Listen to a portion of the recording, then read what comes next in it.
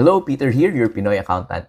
So in this video, pag-usapan natin, very quick lang, how do you avail yung 8% gross income tax rate in lieu of your graduated income tax rate and in lieu na din doon sa inyong percentage tax. So ibig sabihin, pag nag-avail kayo ng 8%, wala na kayong kailangan ng business tax na that you will pay quarterly. So yun yung nakaganda dito if you are availing 8%.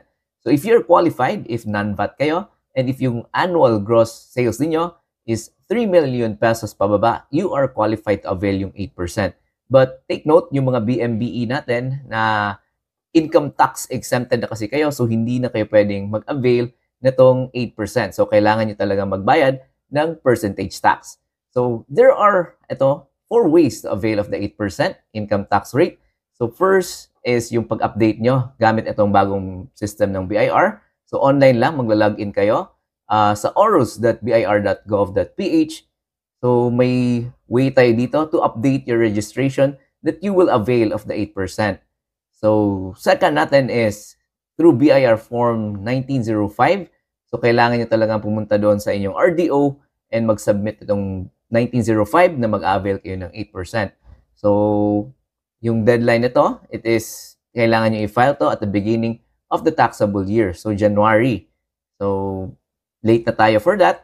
So madami pa naman tayong options like itong sa pag-file natin ng first quarterly percentage tax return. Yung deadline is April 25. You can signify there your option na mag-avail kayo ng 8%. And last, through your first quarter income tax return naman, which yung deadline yan is May 15 pa. So yung pinaka last day na pwede tayo mag-avail ng 8% is on May 15. So doon sa ating quarterly income tax return, may option doon na mag-avail tayo ng 8%. So there are, 4 ways to avail. So pipili lang kayo dyan. So hindi naman ibig sabihin na kailangan yung gawin lahat yan. Kailangan yung mag-update sa ORUS, kailangan yung pumunta sa RDO nyo. And itong mga options na to, they were mentioned dito sa ating BIR, RMC 50-2018 and RMO 23-2018. So hopefully, na clear natin kung paano ba natin ma-avail yung 8% na income tax rate.